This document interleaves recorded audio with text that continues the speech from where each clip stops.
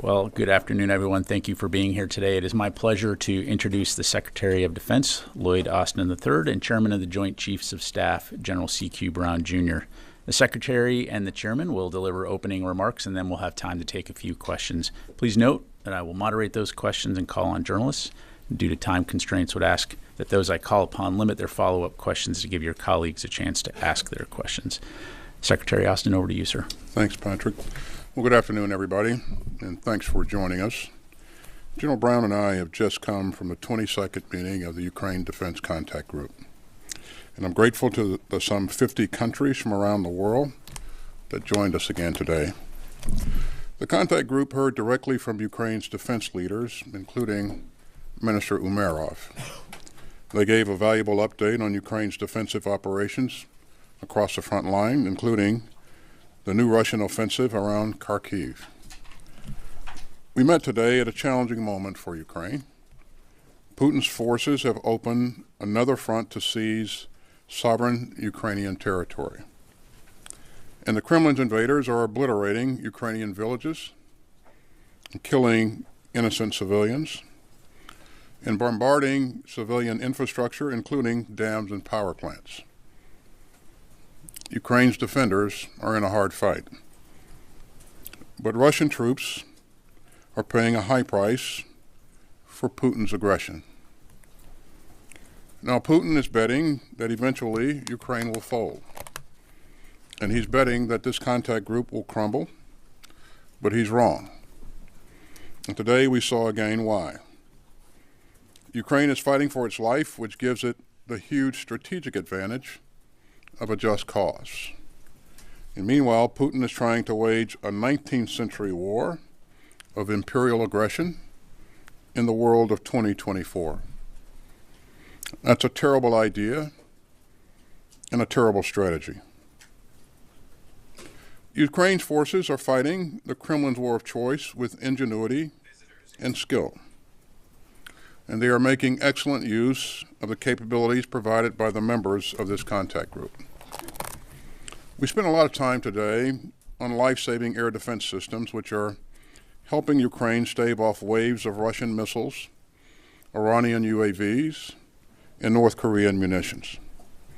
And we'll continue to push to ensure that Ukraine owns its skies and can defend its citizens and its civilian infrastructure far from the front lines. The United States and our allies and partners worldwide remain laser-focused on Ukraine's near-term requirements in Kharkiv and elsewhere. And we'll keep pushing to find swift solutions to Ukraine's most pressing needs. And that's why President Biden announced a $400 million security assistance package for Ukraine earlier this month. It will provide critical munitions for NASAMS and Patriot air defense systems, more HIMARS systems and munitions, more anti-armor systems, and other priority requirements. And this comes on top of the $7 billion of security assistance that we've already committed to Ukraine since the recent passage of the National Security Supplemental. We're delivering the most urgently needed capabilities, including 155 millimeter artillery rounds. And much more is on the way. Now, contact group members also spent time today on the long-term challenge of Ukraine's security. And I continue to be impressed by the work of the capability coalitions. These 8 coalitions are helping to anticipate and meet Ukraine's battlefield needs. And they're also laying the foundation for Ukraine's future force, which must be strong and sustainable enough to ward off future Russian aggression. Today we heard updates from the Maritime Coalition and the Integrated Air and Missile Defense Coalition. I'm also impressed with Germany's immediate action on the Air Defense Initiative. It's helping Ukraine's global partners dig deeper and to find rapid and creative ways to deploy more air defense systems and provide the spare parts to sustain Ukraine's defenses. Meanwhile, the UK and Norway are leading the Maritime Coalition in helping Ukraine beef up its capabilities to fend off Putin's attacks. Now, those are just 2 of the 8 capability coalitions. And together they're providing a sturdy, flexible structure to meet Ukraine's security requirements over the long haul. So we'll continue to work with nations of goodwill from around the world to support Ukraine's fight for survival. And we'll continue to make the case for why Ukraine matters. The outcome in Ukraine is crucial for European security, for global security, and for American security. None of us would want to live in a world where dictators redraw borders by force and launch wars of aggression to try to revive yesterday's empires. So let me be clear. Ukraine's partners are united, and we're determined, and we're not going anywhere. And with that, let me turn it over to General Brown. Thank you, Mr. Secretary. Good afternoon, everyone. In an address to Congress near the end of World War I, President Woodrow Wilson laid out his 14-point program for world peace. He asserted that political independence and territorial integrity required an association of nations, united against authoritarian aggressors. He said, and I quote, "We cannot be separated in interest or divided in purpose. We stand together until the end." President Wilson never realized his vision for a strong coalition of nations based on his 14 points.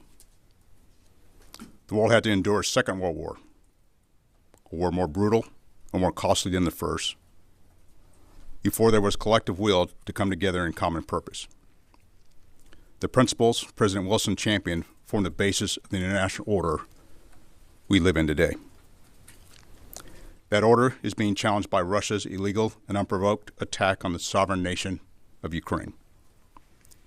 Ukraine Defense Contact Group has stood together in the face of this Russian aggression. And we will continue to stand together to support Ukraine and defend the international order. Once again, I want to thank Secretary Austin for his leadership in this international coalition of more than 50 nations in support of Ukraine. Thanks also to Defense Minister Umarov and the Ukrainian delegation who joined us today, and for their leadership of Ukraine's armed forces. And to all the nations attending today, thank you for your continued support of Ukraine. Ukrainian forces are being challenged, particularly in the Kharkiv region, where they are valiantly defending against increased Russian attacks. In recent days, Russia launched a new offensive attack against Kharkiv, aiming to establish a shallow buffer zone along the Ukrainian border. Russia anticipates that this will divert Ukrainian focus and capabilities from other critical areas. Ukraine has made concerted efforts to build and strengthen defensive lines, which are being tested by Russian attacks. And Ukraine is expending air defense munitions to protect their skies as they defend against continued Russian strikes on critical civilian infrastructure. Ukrainian forces are fighting hard to hold against Russian advances across the front lines. Ukraine's reserves and stockpiles are being challenged as they defend against Russian offensive actions, which underscores the urgency of this coalition's work to sustain Ukraine. The President authorized a $1 billion military aid package for Ukraine following the passage of the National Security Supplemental. And a second aid package was authorized a little over a week ago to send additional critical capabilities to Ukraine. These packages include urgently needed weapons, such as artillery ammunition, air defense interceptors, anti-aircraft missiles, armored vehicles, javelins, and other anti-armor systems. We have worked diligently to deliver these supplies as quickly as possible. The influx of U.S. and coalition assistance will enable Ukraine to continue to withstand Russian aggression. The military aid to Ukraine sends a clear message to the world. This coalition will not tire. We will not waver. We will not give up. Our collective resolve is steadfast. We know that we cannot allow Russia to rewrite borders, to force tyranny on an unwilling people, and to supplant the sovereign democratic nation. The actions of this coalition show other would-be aggressors that we will defend the international order together. Our support for Ukraine is not merely an act of solidarity. It is a strategic necessity that reinforces broader international security. If unchecked, Russian aggression could embolden other authoritarian regimes to challenge international norms and violate the sovereignty of their neighbors. This highlights the importance of a robust and unified response. Global events have far-reaching consequences that impact us all.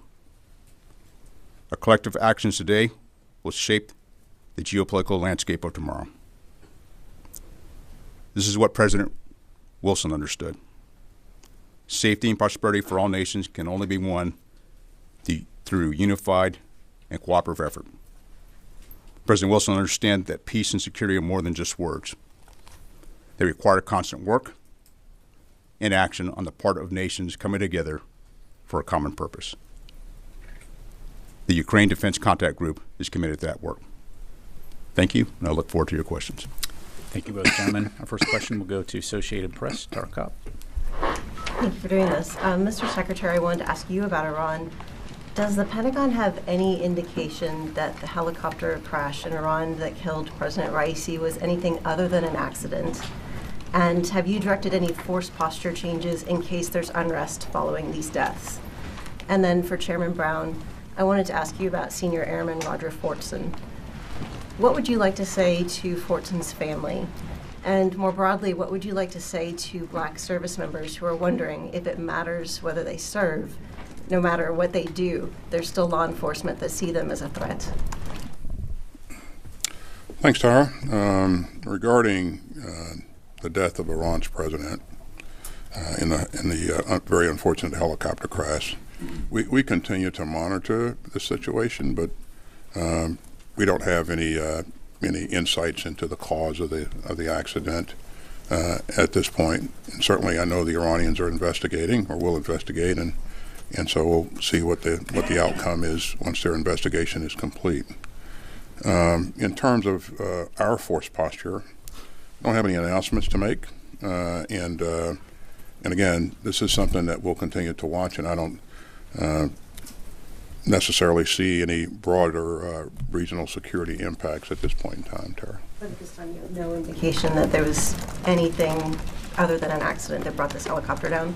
Right. I can't speculate on what may have been the cause of the accident, Tara, but again, I think we'll learn more once the Iranians have investigated. Tara, let me first of all pass on my sincere condolences to Chairman Fortson's family, friends, and fellow airmen. I know they're going through some difficult times right now. And I will also tell you that, for every service member we lose, it always tears on me because I know it impacts the family. The one thing I would highlight, this is under an investigation, but what I would highlight is that a number of our service members and their families live in our various communities around the country. And we would hope and expect that they would all be able to be safe in those communities and safe in their homes. At the same time, I would also highlight that for each one of those young people that join our service and raise their right hand and take an oath to support and defend the Constitution of the United States, we want to provide them opportunities to reach their full potential. And that's our focus for no matter their background that decide to join our force. Thank you, gentlemen. Next question, go to CNN. Secretary Austin, sir, Israeli Defense Minister Yoav Gallant briefed National Security Advisor Jake Sullivan on Rafah plans and humanitarian efforts. At least according to the readout, it seems it's more detailed.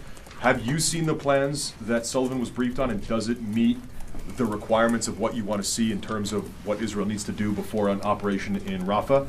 And then General Brown, sir, as Ukraine tries to defend itself against a renewed Russian offensive in Kharkiv, do you believe Ukraine should be able to use American weaponry to target Russian forces that are just right across the border there? Is that a recommendation you would make?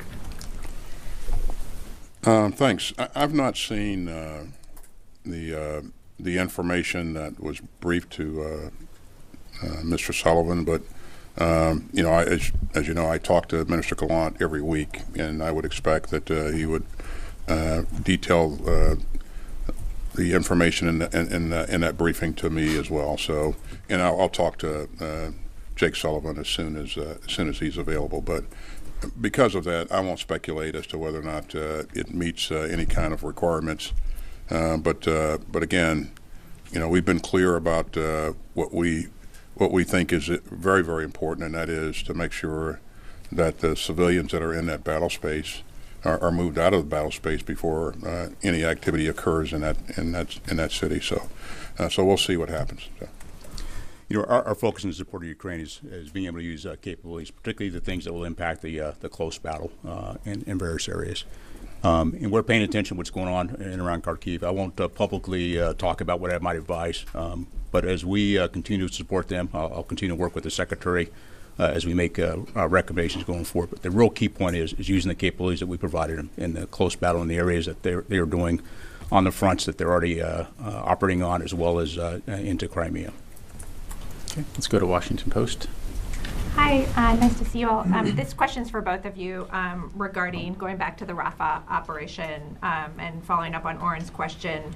So the IDF is announcing plans as recently as today to expand the Rafah operation. And meanwhile, people that we've spoken with on the ground say that that they perceive what is already a full-fledged operation, at least that's the perception on the ground. Given the Biden administration's statement that it will not support a full-fledged invasion of Rafah without a coherent evacuation and humanitarian plan, are you prepared to declare that it's a full-fledged invasion if these actions go ahead? And do you think there's a danger that the IDF could sort of just do this gradually, continue to make sort of gradual expansions and incremental push into Rafah in a way that falls short of a giant charge into the city and potentially try to avoid the U.S. consequences that have been threatened? Thank you. Yeah, again, I've seen what was reported that Minister Gallant said. I look forward to talking to him about what his plans really are, and also talking with Jake Sullivan as well. And I really don't want to speculate as to whether or not this is or is not or will be a larger operation. I really would like to see what they intend to do. But what we would like to see, again, is protection of those civilians that are in the battle space. Move those civilians out, but not only move them out, but make sure that wherever they go, wherever you move them to, that you have provisions for them to take care of them. Water, shelter, those types of things. And I've said before that in my view, there have been far too many casualties, civilian casualties in this fight. We need to see something done a lot differently. And even if there are, if there is kinetic activity, if there is an operation that is conducted that's larger, we certainly would like to see things done differently, more precise. And less destruction of the civilian structures and more protection of the civilian population. Well, I would echo very much what the Secretary said, and all my conversations with my counterpart, it's very much the same. Be able to communicate with us what their intent is, so we understand how they're approaching it, but at the same time being able to take care of the civilians. And not just move them out, but move them into places where they can, have shelter, have food, and that's something we continually message in the engagements I have with my counterpart. Let's go to Fox. Secretary Austin, Victoria Nuland, the former acting Deputy Secretary of State who just stepped down, said yesterday on the Sunday shows that the administration needs a new Ukraine strategy, and she said, quote, "I think if the attacks are coming directly from over the line in Russia, that those bases ought to be fair game. I think it's time to give the Ukrainians more help hitting these bases inside Russia." Do you agree with her assessment? I agree with what the chairman just said, Jennifer, and that is that, in my view, their focus ought to be on the close fight and making sure that they're servicing those targets that will enable success in the close fight. So, we've been that way throughout, and that'll be my view going forward. So. And General Brown, is there anything NATO can do to help Georgia resist Russian efforts to expand their influence? How does this affect what's happening in Georgia right now? How does it affect Georgia's pathway to NATO? Well, we're deeply concerned in watching the influence Russia has in Georgia, and we'll remain committed to Georgia's sovereignty. As I met last week with my NATO counterparts, we consistently talk about how we work together to the sovereignty of the nations that are part of NATO, but also just the overall security situation in Europe. But will this affect Georgia's admission to NATO or pathway to NATO? Should they Well, be I'm not in the policy-making decision points of whether or not. But from my perspective as a uniformed service member, it's about ensuring the security of the various nations, but also the security of the citizens of those nations as well. Okay, let's go to Al Jazeera. Thank you, General. Thank you, Mr. Secretary. The International Criminal Court prosecutor today announced he's requesting arrest warranties against Prime Minister Netanyahu and of Israel and your counterpart, Mr. Gallant, over accusation of war crimes and crimes against humanity in Gaza.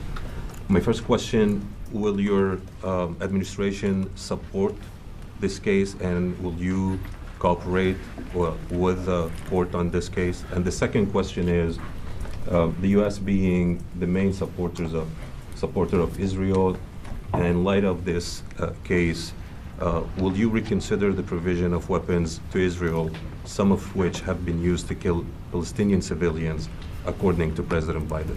Thank you. So I've seen press reports of, the ICC seeking arrest warrants, but I don't have anything to provide on that issue. Again, our focus continues to be on providing Israel what it needs to defend itself. That's been our focus from the very beginning, and as President Biden has said a number of times, our support to Israel remains ironclad. I think it's important to reflect back to how this got started. This brutal attack on October 7th, a number of Israeli and American civilians were killed in that assault, in that terrorist attack. There were over 230 hostages taken. Half of those hostages remain in custody. And so, again, our focus remains on providing support to Israel in its efforts to defend itself. And we very much would like to see the hostages returned safely. And in terms of the decision to provide weapons to Israel, again, I won't engage in any type of speculation going forward. But again, my hope would be that we do what's necessary to protect civilians in the battle space. And you'll hear me say that over and over again. I don't think the two things are incompatible. I think you can conduct military operations effectively and also account for civilians in the battle space. We have learned a lot. The United States has learned a lot in terms of this type of operation over the past several years. And again, there are ways to do this where you can account for both. You can protect the people and also accomplish your objectives. Let's go to Reuters.